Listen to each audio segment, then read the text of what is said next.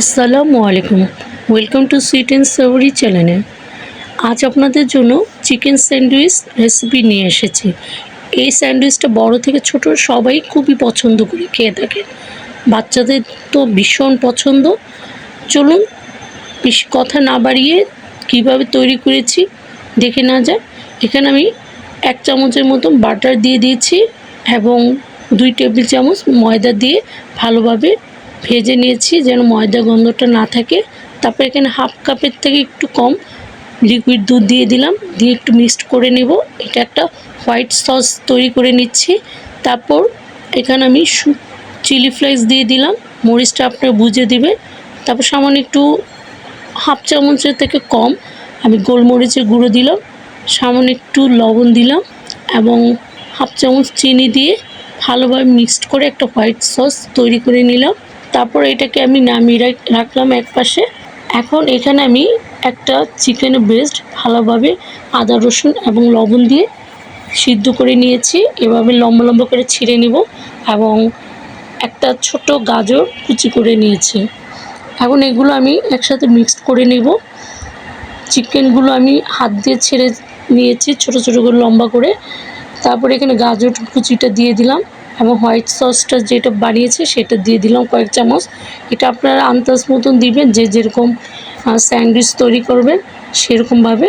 তারপর 1 চামচের মতো টমেটো সস দিয়ে দিলাম, দিয়ে এটাকে ভালোভাবে মিক্সড করে নেব। ভালোভাবে মিশিয়ে এটাকে আমি সাইডে রাখলাম। এখন আমি কিছু ব্রেড নিয়ে নিলাম। ব্রেডগুলো আমি সাইডগুলো কেটে নেব। আপনারা এটাকে না কাটলেও হবে, যে যেরকমভাবে খেতে চান স্যান্ডউইচের আকারে করে নেবেন। আমি সাইড শক্ত অংশটা কেটে নিলাম, দেখতে একটু সুন্দর লাগে তার জন্য। বাচ্চারা অনেক সময় শক্ত অংশটা খেতে চায় না।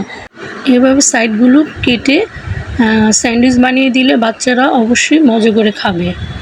এভাবে আমি ব্রেডের মধ্যে সব যে চিকেনের পুরটা বানিয়েছে সেটা দিয়ে দেবো।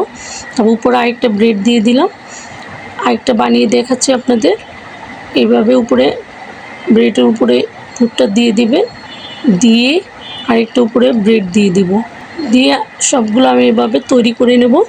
তারপরে এটা আড়াআড়িভাবে আমি একটু কেটে নেব স্যান্ডউইচ আকারে, বা আপনারা এটাকে লম্বা লম্বিভাবেও কাটতে পারেন, যে যেরকম পারেন কেটে নেবেন।